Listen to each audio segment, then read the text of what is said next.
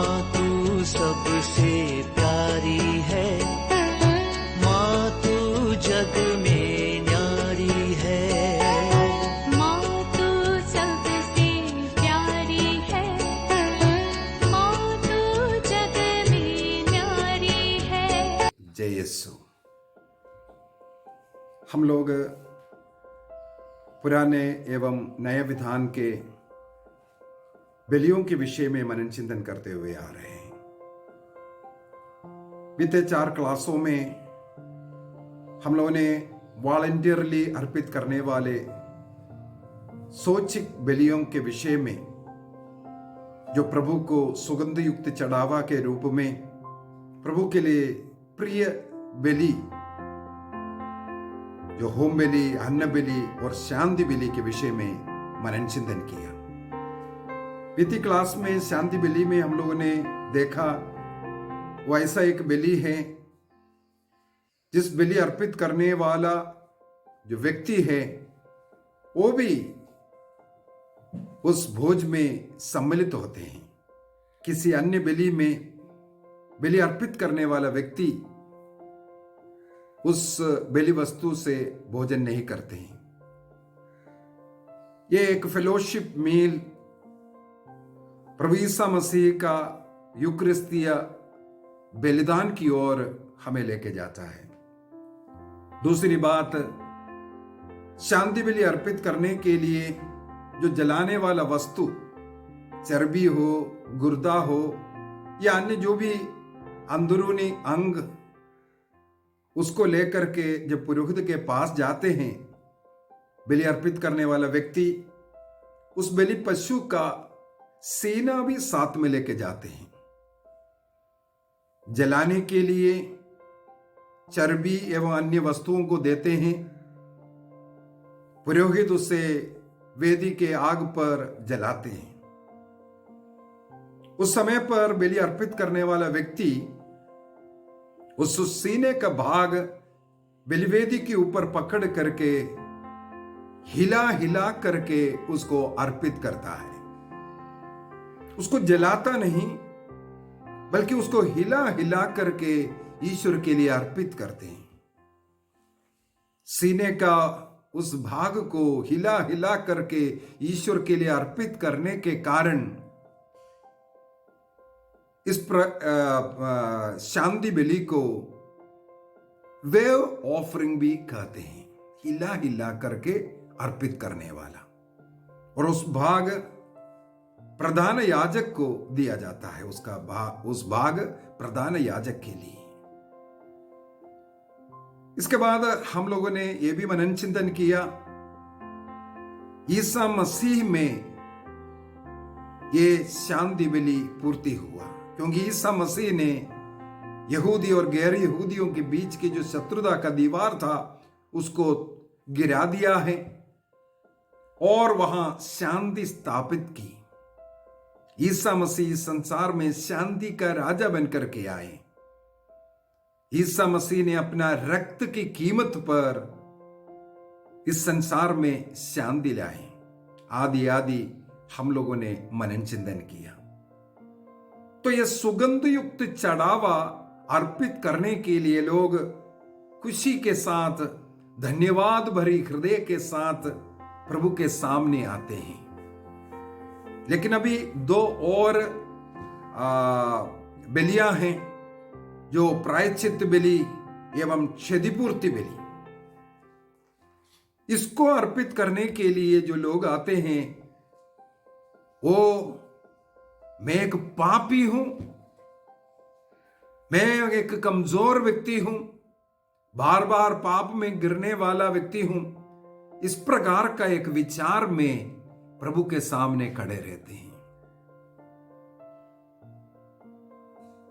इसका मतलब है होम बलि, अन्न बलि या शांति बलि अर्पित करने वाला व्यक्ति प्रभु को धन्यवाद देने के लिए हृदय में एक आनंद है, खुशी है, प्रभु के प्रति एक आदर सम्मान के साथ धन्यवाद अर्पित करने के लिए आते हैं। तो प्रायश्चित बलि एवं क्षतिपूर्ति बलि अर्पित करने वाला प्रभु के सामने एक पापी के समान खड़े रहता है। सब बलियों में हम लोग ये भी देखा है, बलि पशु के सिर पर हाथ रख करके प्रार्थना करते हैं। ये होम बलि में भी देखा, अन्न बलि में और शांति बलि में भी हम लोगों ने पढ़ा।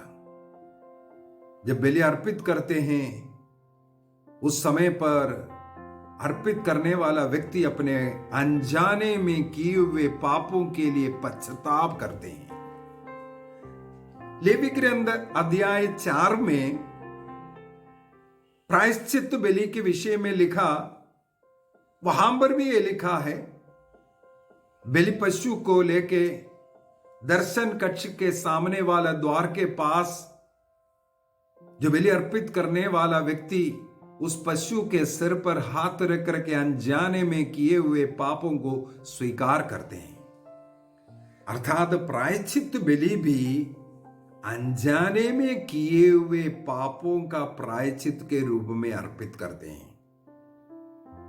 हर रोज लोग इसे अर्पित करते हैं, अनजाने में किए हुए पापों का प्रायश्चित। पाप से जुड़ा हुआ बलि है, इसलिए ये सुगंध युक्त प्रभु को प्रिय बलि नहीं होता है। अन्य बलियों में हम लोगों ने देखा, चाहे होम बलि हो या शांति बलि, उसमें उस पशु को बलिवेदी के ऊपर जलाया जाता है। विशेषकर होम बलि को, शांति बलि को पूर्ण रूप से नहीं जलाता क्योंकि उसको खाना भी है। इसका सब अर्थ मतलब मैंने बताकर दे दिया है। लेकिन यहां पर प्रायश्चित बलि में जो पशु लेकर के आ रहे हैं उसका वध जहां होम बलि का पशु का वध करता है वहीं पर होता है, लेकिन उस पशु का जलाने का जगह वो बलिवेदी नहीं। बलिवेदी के ऊपर जैसे शांति बलि में उसका चर्बी और अंदरूनी अंगों को जलाया जाता है, उसी प्रकार प्रायश्चित बलि का भी चर्बी एवं अंदरूनी अंगों को ही जलाते हैं वेदी के ऊपर। जो बाकी भाग कैंप के बाहर ले जाकर के ऐसे एक स्थान पर जलाया जाता है। अर्थात ये पाप को अपने सिर पर लेकर के मरने वाला उस बछड़ा या भेड़ का रक्त जरूर बलिवेदी के चारों तरफ डालते हैं और जो जलाने वाला भाग वेदी के ऊपर है, लेकिन उसका मांस भाग, अन्य भाग जलाने के लिए कैंप के अंदर भी अनुमति नहीं है। ईश्वर इतना अधिक पाप से घृणा करते हैं, पाप को कैंप के बाहर करने के लिए यह आदेश दिया है। अभी सोचने वाली बात है, केवल अनजाने में किया हुआ पाप, कुछ ऐसे ऐसे पाप के विषय में भी लिखा हुआ है, तो अन्य पाप उसके लिए क्या है? यदि लेवी ग्रंथ अध्याय 16 हम लोग पढ़ेंगे, वहां पर ऐसा एक दिन को निर्धारित किया है। लेवी ग्रंथ अध्याय 16 का जो हेडिंग ही लिखा हुआ है, प्रायश्चित दिवस। प्रायश्चित दिवस, इसको योम किप्पुर भी कहते हैं, द डे ऑफ अटोनमेंट। ईश्वर ने उसके लिए एक नया आदेश दिया। जो इजरायली लोग जाने अनजाने में करने वाले सभी पापों के लिए वर्ष में एक दिन निर्धारित किया गया। उस वर्ष इजरायलियों के लिए उपवास का दिन है। बाइबल के अंदर मुझे केवल यही एक जगह मिला जहां ईश्वर ने उपवास करने के लिए एक दिन निर्धारित किया। वो दिन है द डे ऑफ अटोनमेंट, योम किप्पुर कहते हैं। प्रायश्चित का दिवस। उस दिन को मनाने के लिए इस्राएलियों के ओर से महापुरोहित बलि अर्पित करना है। प्रभु के परम पवित्र स्थान तक उन्हें जाना है। उस बलि पशु का रक्त को वहां छिड़काना है। छादन फलक वो है जहां 10 आज्ञा मंजूषा रखा है। उस जगह साल में एक ही बार उस जगह पर परम पवित्र उस स्थान पर प्रवेश करता है।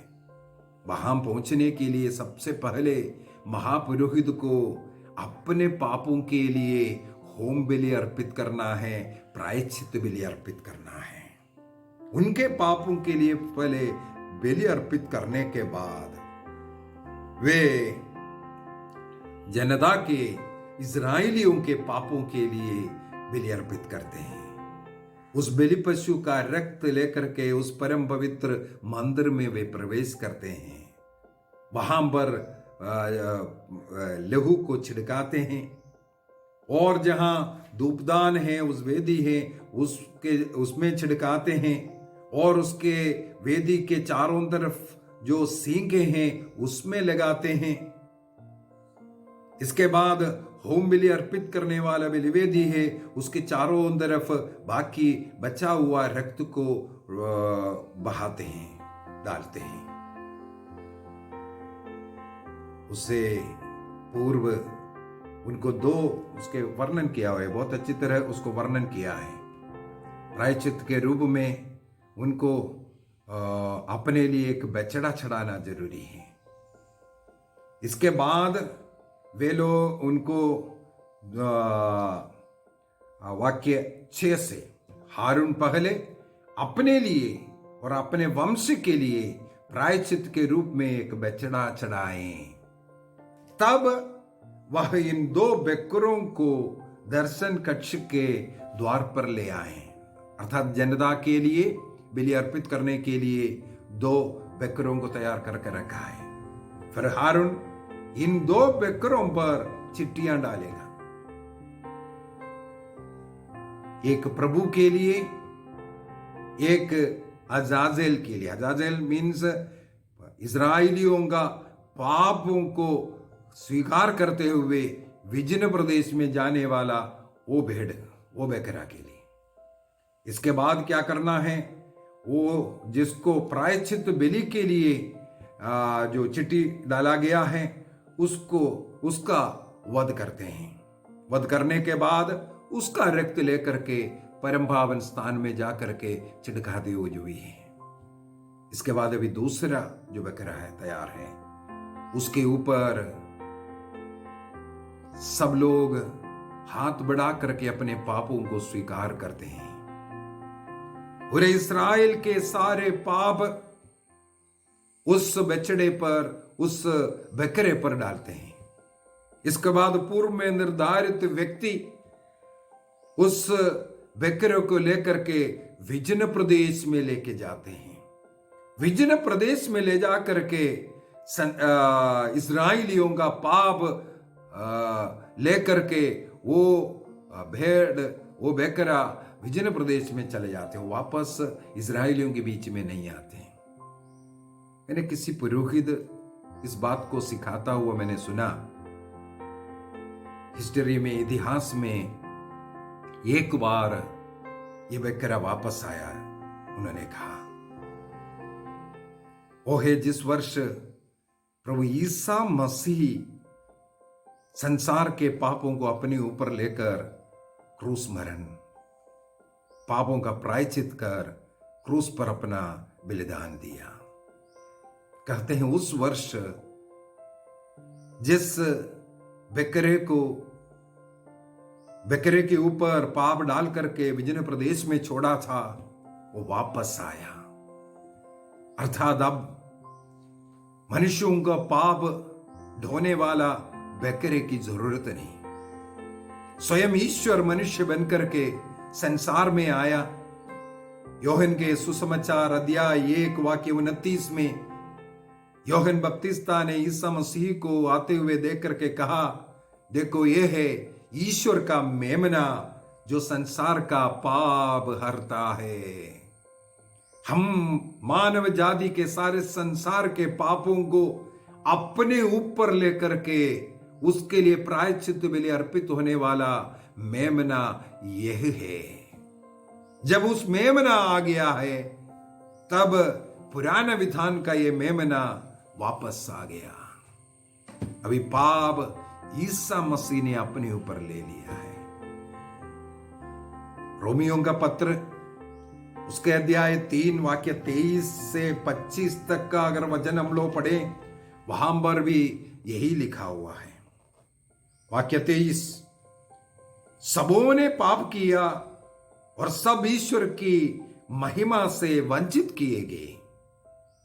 ईश्वर की कृपा से सबों को मुफ्त में पाप मुक्ति का वरदान मिला है, क्योंकि ईसा मसीह ने सबों का उद्धार किया है। आगे क्या लिखा है 25वां वाक्य, ईश्वर ने चाहा कि ईसा अपना रक्त बहाकर पाप का प्रायश्चित कर ले और हम विश्वास के द्वारा उसका फल प्राप्त करें। ईश्वर ने चाहा ईसा अपना रक्त बहाकर हम पापी लोगों का पाप का प्रायश्चित करें। इसका मतलब ईसा मसीह प्रायश्चित बलि बन गया है। पुराने विधान के अंदर हम लोग बार बार देखते हैं, लेवी ग्रंथ अध्याय 4 का वाक्य 20 में, वाक्य 26 में, वाक्य 31 में, वाक्य 35 में, आगे कई जगह पर लिखा हुआ है जो प्रायश्चित बलि जब लोग चढ़ाते हैं उसके द्वारा उनका पाप क्षमा की जाएगी, उनका पाप क्षमा हो गया। लेकिन नया विधान के अंदर इब्रानियों का पत्र अध्याय 10 वाक्य 4 में लिखा है, सांडों तथा बकरों का रक्त पाप नहीं हर सकता। पुराने विधान में लेवी ग्रंथ में बार बार लिखा है उस बलि के द्वारा मनुष्यों का पाप हरता है, लेकिन नया विधान में इब्रानियों का पत्र में लिखा है नहीं हर सकता। ये विरोधाभास कैसे हुआ? इसको अच्छी तरह समझने के लिए हम लोगों को एक और घटने पर जाना जरूरी है। लेवी ग्रंथ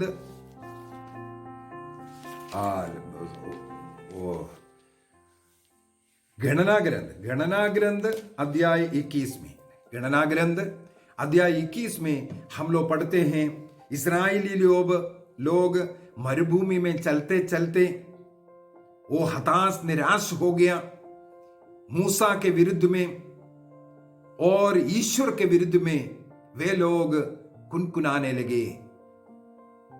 उन लोग इस प्रकार ईश्वर के विरुद्ध बोलने लगे, हम लोगों को यहां मरुभूमि में क्यों लेके आए? क्या मरने के लिए लेके आए हैं? हम लोग जो खाना है वो खा खा करके उब गया है, ये मन्ना खा करके उब गया है। यहां ना अच्छी तरह रोटी मिलता है ना पानी मिलता है।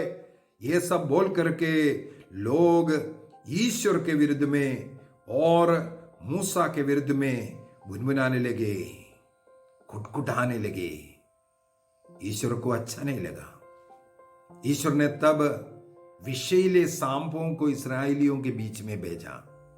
विषैले सांप उनको डसने लगे, उनको पता चल गया हम लोग ने अपराध किया। ईश्वर के विरुद्ध में बुनबुनाना, ईश्वर के विरुद्ध में सोचना, बोलना, और प्रभु के नबी है मूसा, उनके विरुद्ध में हमने पाप किया। वे लोग इकट्ठा होकर के दौड़ करके आए, मूसा से अनुरोध करने लगे, हमने गलती किया, हम लोगों ने पाप किया, हमारे लिए प्रार्थना कीजिए। मूसा प्रार्थना किया तो ईश्वर ने क्या उत्तर दिया? गणना ग्रंथ अध्याय 21 वाक्य 8 से प्रभु ने मूसा से कहा, कांसे का सांप बनाओ और डंडे पर लगाओ। जो सांप द्वारा काटा गया वह उसकी ओर दृष्टि डाले और वह अच्छा हो जाएगा। अर्थात ये विषैले सांप जिन्हें भी डसे उन्हें एक ही काम करना है, इस डंडे पर उठाकर रखने वाला उस विषैले कांसे के सांप की ओर दृष्टि डालना। जब उस डंडे में खड़े उस कांसे के सांप पर दृष्टि डालेगा, वो मरेगा नहीं, वो जीवित रहेगा। अर्थात वो जो मूर्ति, सांप का जो मूर्ति बनाया है, जिसे डंडे पर खड़ा रखा है, समुदाय के बीचों बीच उठाकर रखा है, उसकी ओर देखने से, उसका दर्शन करने से जो विषैले सांप से काटा हुआ व्यक्ति नहीं मरते। लोग धीरे धीरे उस सांप की पूजा करना शुरू किया, सांप को अपना भगवान ईश्वर मानना शुरू किया। राजा हिजकिय्याह के समय तक सांप के नाम पर कई मंदिर बन गया। यही सांप को फिर उन्होंने एक पूजा स्थान में रख करके उसका पूजा करने लगे। राजा हिजकिय्याह ने उसको तोड़ मरोड़ कर, उसको जला करके उसको भस्म कर दिया था। लोग किस प्रकार मूर्ति पूजा में जाते हैं, लेकिन क्या हकीकत में क्या हुआ? उस कांसे के सांप को देखने से, उस कांसे के सांप क्या सर्प काटने से सर्प के द्वारा उसे चंगाई मिला? उसको समझने के लिए हमें प्रज्ञा ग्रंथ अध्याय 16 वाक्य 7 से पढ़ना है। प्रज्ञा ग्रंथ अध्याय 16 वाक्य 7 से ऐसा लिखा है,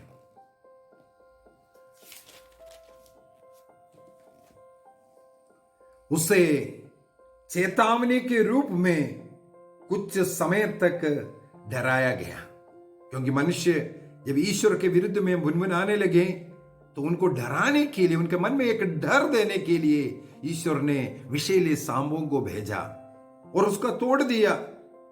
एक कांसे का सांप बना करके बोला उसकी ओर देख लो।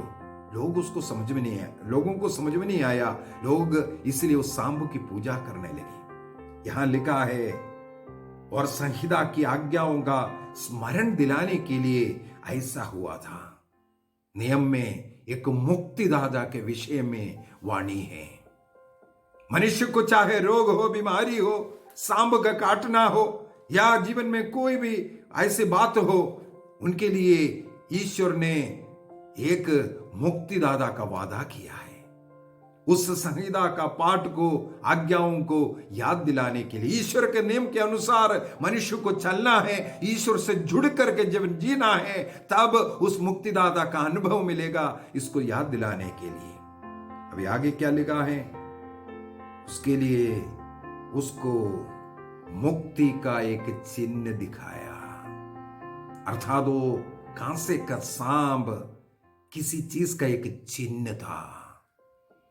डंडे पर उठा कर रखने वाला उस सांप किसी बात का एक चिन्ह था। सांप शैतान का रूप है, पाप का प्रतीक है। पापों को अपने ऊपर लेकर, संसार के हर व्यक्ति का पापों को अपने ऊपर लेकर एक डंडे पर लड़कने वाला एक मुक्तिदाता का प्रतीक था। इसके बाद क्या लिखा है? जो उस चिन्ह की ओर अभिमुख हुआ, उसकी उस दृश्य द्वारा नहीं, उस सांप के द्वारा नहीं, बल्कि तेरे सबों के मुक्ति द्वारा रक्षा हुई है। Hallelujah, hallelujah. इसका मतलब उस सांप के द्वारा नहीं था, लेकिन पापों को अपने ऊपर लेकर के, शैतान को अपने क्रूस के द्वारा हराने के लिए, नष्ट करने के लिए, शैतान के हर काम को नष्ट करने के लिए आया हुआ उस मुक्तिदाता के ओर से द्वारा चंगाई मिला था। हालेलुया। यीशु की स्तुति हो, यीशु की महिमा हो। तो लेवी ग्रंथ अध्याय 4 के अंदर बार बार प्रायश्चित बलि में भी यही लिखा है, इस प्रायश्चित बलि द्वारा मनुष्यों का पाप मिटता है। लेकिन हिब्रानियों का पत्र अध्याय 10:4 में लिखा है, सांडों बकरों का रक्त मनुष्य का पाप नहीं हर सकता। मतलब है पुराना विधान का ये बलि, ये प्रायश्चित बलि ईसा मसीह के उस प्रायश्चित बलि की ओर इशारा था, एक चिन्ह था। ईसा मसीह का जो बलि है वो मनुष्य का पाप को मिटाया है। ईसा मसीह का बलि के द्वारा पाप मिटेगा, इसलिए लेवी ग्रंथ में प्रायश्चित बलि के द्वारा पाप मिटा। ईसा मसीह मानव जाति के पापों को अपने ऊपर लेकर के एक पापी के रूप में अपने शरीर में उन पापों को लेकर कर क्रूस पर लटकता रहा, लकड़ी में पड़ा रहा।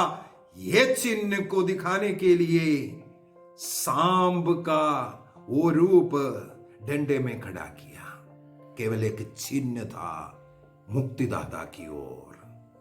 Hallelujah, hallelujah. प्रभु की स्तुति हो, प्रभु की महिमा हो, प्रभु की आराधना हो। इस प्रायश्चित बलि का जरूरत क्या पड़ा?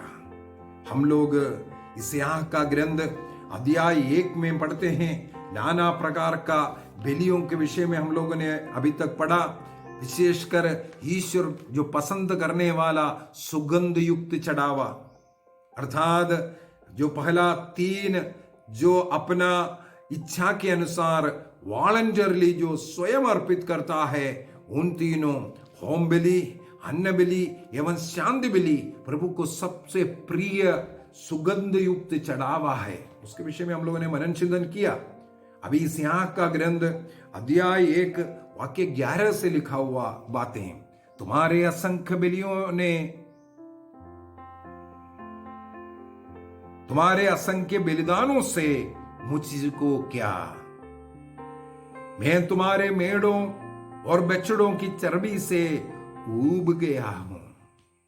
मैं सांटों, मेमनों और बकरों का रक्त नहीं चाहता। लेवी ग्रंथ में प्रभु ने कहा उसको ही अर्पित करना है। रक्त में जीवन है और वही रक्त पाप के द्वारा सबसे पहले मैला होता है। चर्बी, एक मनुष्य के शरीर में चर्बी की जरूरत है। चर्बी नहीं है मनुष्य जीवित नहीं रह सकता। हमारे अंदरूनी जो अंगे हैं उसको एक बाइक के समान वो सुरक्षा देता है। उसके चारों तरफ रह करके उसकी सुरक्षा करने वाला चीज है ये चर्बी। दूसरी बात है मानव शरीर का ताप को, ये चर्बी ही मनुष्य में उसको कंट्रोल करता है। यदि मनुष्य में चर्बी नहीं है, उसका शरीर का ताप संतुलित नहीं रह सकता, अर्थात मनुष्य मर जाएगा। तो रक्त के समान मनुष्य के शरीर में चर्बी भी जरूरी है। और वो जो वाइटल ऑर्गन्स जो अंदर है, किडनी हो या ऐसे ऐसे जो चीजें हैं, वो सब मनुष्य को जीवित रहने के लिए इसलिए अंदर रखा है, सुरक्षित रखा है। उसी को अर्पित करने के लिए प्रभु ने स्वयं कहा था। पाप के कारण इनमें ही बहुत ज्यादा फर्क, दोष पड़ता है। सबसे पहले रक्त में प्रभु ने बोला उसी को बलिवेदी में अर्पित करो, बलिवेदी के नीचे उसी को छिड़काना। अब यहां पर प्रभु कहता है तुम्हारे उन रक्तों से मैं उब गया हूं। व्यर्थ ही तुम मेरे सामने आकर के हाथ फैलाते हैं, आगे आगे आगे कर करके लिखा हुआ है। वाक्य 15 में जाते हैं, जब तुम अपने हाथ फैलाते हो तो मैं तुम्हारी ओर तुम्हारी ओर से आंख फेर लेता हूं। इसके बाद वाक्य 16 में कहता है स्नान करो, शुद्ध हो जाओ, अपने कुकर्म मेरी आंखों के सामने से दूर करो, पाप करना छोड़ दो, तब बलि स्वीकार करेगा। जब वो मनुष्य पाप की अवस्था में बलि अर्पित करते हैं, एक दूसरे से बातचीत नहीं, पड़ोसी से बातचीत नहीं, घर में लड़ाई झगड़ा, आप प्रार्थना करते हो, आप चर्च जाकर के बलि अर्पित करते हो, आप उस मेल मिलाप की अवस्था में नहीं, आप शांति बलि अर्पित करने के लिए जा रहे हैं, प्रभु कहते हैं मैं उसे स्वीकार नहीं करूंगा। मैं तुम्हारे उस सुगंध से उब गया हूं, मुझे वो नहीं चाहिए। इसका मतलब हम जब तक अपने को बलि अर्पित करने के लिए योग्य नहीं बनाएंगे, हमारा बलि प्रभु को स्वीकार्य नहीं है। वो जो पहला 3 वॉलंटियरी जो अर्पित करने वाला, उसके अंदर प्रभु ने स्वयं कहा था उसमें लोबान होना चाहिए, तेल होना चाहिए और नमक डालना चाहिए। लेकिन प्रायश्चित बलि में प्रभु कहता है उसमें लोबान नहीं होना, उसमें तेल नहीं होना, क्योंकि वो पाप है, उससे सुगंध नहीं निकलता। इसी वजह से उसको मना किया है। हमें अपने जीवन से पापों को हटाना जरूरी है। नबी यिर्मयाह का ग्रंथ अध्याय 6 वाक्य 19 और 20 में भी 20 में लिखा हुआ है, दूर देश से तुम लोबान लाते हो, लेकिन उसका सुगंध मुझे पसंद नहीं है, न छड़ाओ। क्योंकि पाप अवस्था को सबसे पहले अपने जीवन से निकालना जरूरी है, पाप को निकालना जरूरी है। इसलिए इस्राएलियों को योम किप्पुर, द डे ऑफ अटॉर्नमेंट, तपस्या का एक दिन, पश्चाताप का एक दिन, अपने पापों के लिए प्रायश्चित बलि अर्पित करने वाला एक दिन प्रभु ने निर्धारित किया। वर्ष में एक बार सब पापों के लिए बलि अर्पित करता था। आज कलीसिया साल में कम से कम एक बार पाप स्वीकार करने का नियम बनाकर रखा। योग्य रीति से ही परम प्रसाद को ग्रहण करना, यह नियम बनाकर रखा। यदि पाप की अवस्था में हम ग्रहण करेंगे, हम अपने को हानि पहुंचाएगा। पाप को त्यागना जरूरी है। कैटेकिज्म ऑफ कैथोलिक चर्च 1385 से लेकर के हम लोगों को 5 ऐसा नियम दिया गया है। उस नियम के अनुसार ही एक व्यक्ति परम प्रसाद को ग्रहण कर सकते हैं। यूथ कैटेकिज्म में 220 से लेकर के 222 तक ये 5 नियम दिया हुआ है। कौन परम प्रसाद ग्रहण कर सकता है, प्रभु का शरीर रक्त ग्रहण करने के लिए। कैनन लॉ 919 में भी ये दिया हुआ है। पाप अवस्था में नहीं हो सकता। सबसे पहला बपतिस्मा प्राप्त व्यक्ति, एक कैथोलिक व्यक्ति या जाकोबाइट कलीसिया का एक व्यक्ति परम प्रसाद को ग्रहण करने के लिए वो कृपा की अवस्था में रहना जरूरी है। 7 संस्कारों में पाप स्वीकार संस्कार और बपतिस्मा संस्कार और कुछ शर्तों पर जो बीमारों का जो संस्कार है वो दे सकता है। बाकी कोई भी संस्कार ग्रहण करना है, चाहे दृढ़ीकरण हो, चाहे विवाह हो, चाहे पुरोहिताई हो, कोई भी संस्कार ग्रहण करना है, उसके लिए कृपा की अवस्था में रहना जरूरी है। अर्थात हाल ही में ही पाप स्वीकार किया होना चाहिए। साल में एक बार पाप स्वीकार करने वाला व्यक्ति हर सप्ताह जाकर के परम प्रसाद ग्रहण नहीं करना, परम प्रसाद ग्रहण नहीं करना। हम लोगों ने देखा हमारे सोच विचार में, देखने, सोचने, बोलने में जो पाप होता है उसका भी हिसाब किताब ईश्वर रखते हैं। इसलिए अपने अनजाने में किए हुए पापों को बलि पशु के ऊपर हम स्वीकार करते हैं। उसको भी हमें स्वीकार करना छोड़ना जरूरी है।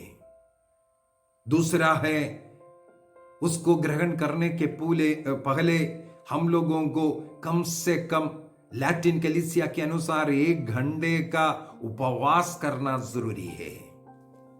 प्रभु ने उपवास का दिन घोषित किया है। परम प्रसाद को ग्रहण करने के पूर्व में कम से कम 1 घंटे का उपवास। मिस्सा बलिदान में यदि परम प्रसाद को ग्रहण करता है, मिस्सा बलिदान शुरू होने के पहले 1 घंटा है, परम प्रसाद ग्रहण करने के पहले नहीं। इसलिए कई लोग गलती करते हैं, सोचते हैं मिस्सा परम प्रसाद ग्रहण करते करते 1 घंटा हो जाएगा बोल करके खाना खाते नहीं। मिस्सा बलिदान और परम प्रसाद संस्कार ये दोनों दो नहीं, एक संस्कार है। मिस्सा बलिदान से लेकर परम प्रसाद ग्रहण करने तक का वो समय को नहीं देखते, मिस्सा शुरू होने के पहले। तीसरा शर्त है प्रार्थना का, प्रभु को स्वीकार करने योग्य वस्त्रधान, शालीन वस्त्र धारण होना चाहिए। खेल कूद के लिए एक वस्त्र है, पार्टी के लिए एक वस्त्र है, अन्य कार्यों के लिए वस्त्र है, स्कूल कॉलेज जाने के लिए वस्त्र हैं, सबके लिए ड्रेस कोड हैं, चर्च जाने के लिए भी, परम प्रसाद को ग्रहण करने के लिए भी शालीन वस्त्र धारण होना जरूरी है। चौथा बहुत कठिन, सबों के साथ मेल मिलाप का अवस्था में होना चाहिए। घर में लड़ाई झगड़ा कर करके, किसी के साथ नफरत रख करके, मन में किसी के प्रति घृणा रख करके परम प्रसाद को ग्रहण नहीं करना है। परम प्रसाद को ग्रहण करना है तो सबसे पहले मेल मिलाप की अवस्था। मत्ती के सुसमाचार अध्याय 5 वाक्य 23 यही तो कहते हैं।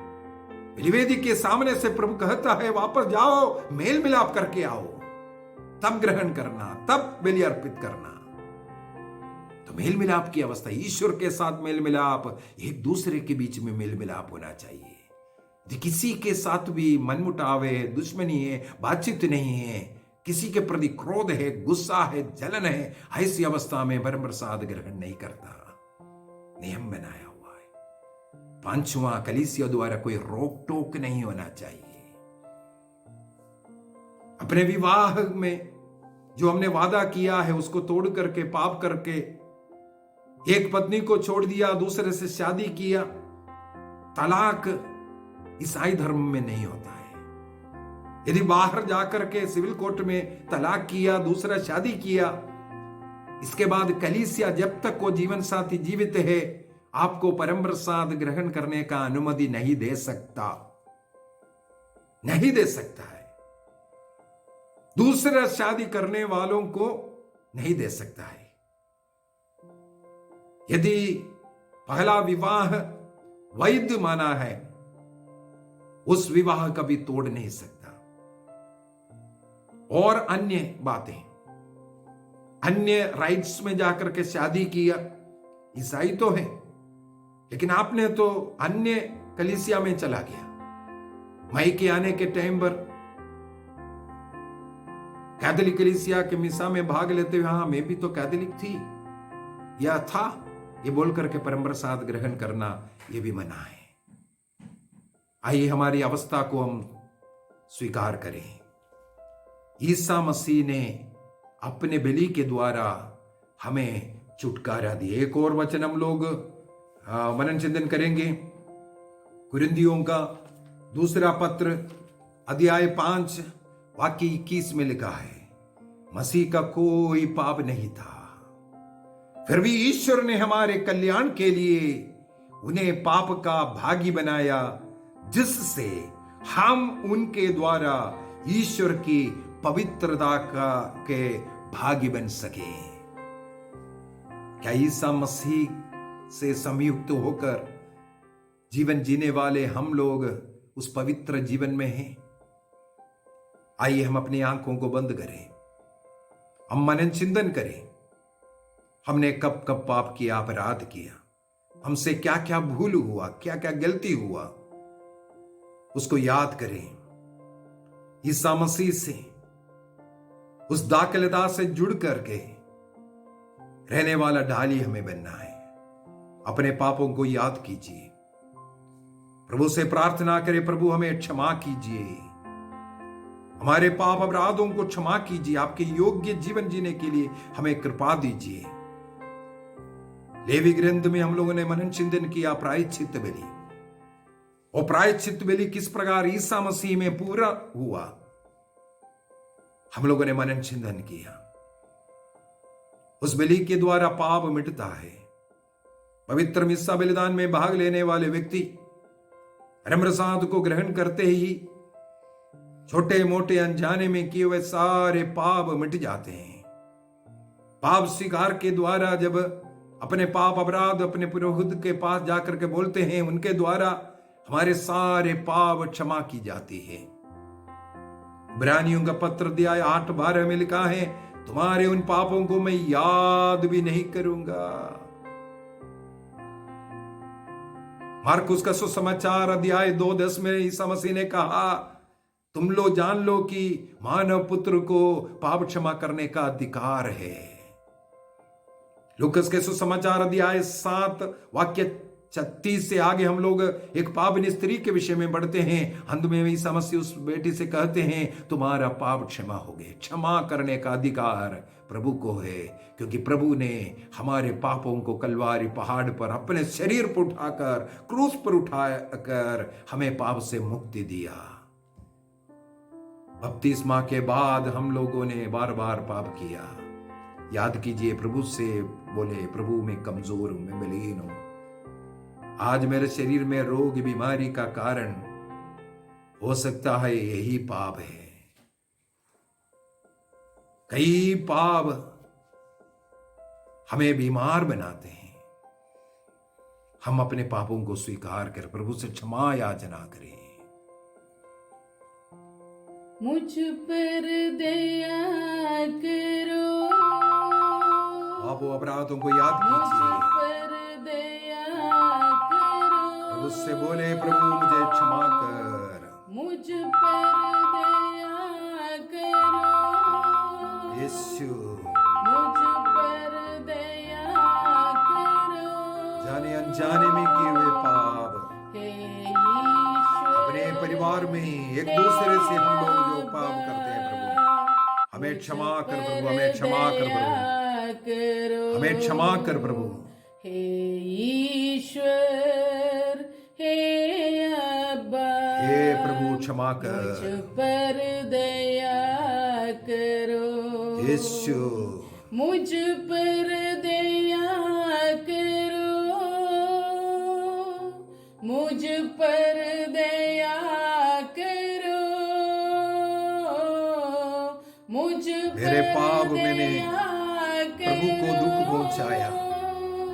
मुझ बार बार पर करने वाले उन पापों को याद करेंगे। करो। मेरे कौन सा पाप प्रभु को मैंने दुख दिया? ईश्वर, कौन सा पाप के कारण मैं ईश्वर से दूर हूं? मुझ पर दया तमाम करो। पापों के लिए प्रभु से माफी मांगे।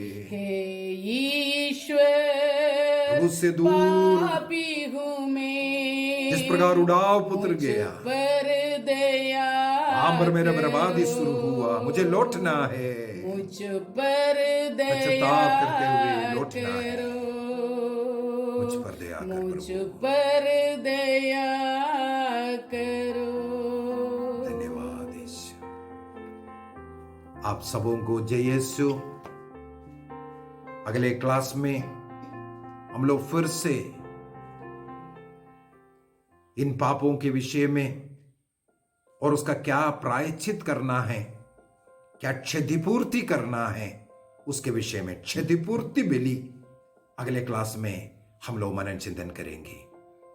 जय यीशु।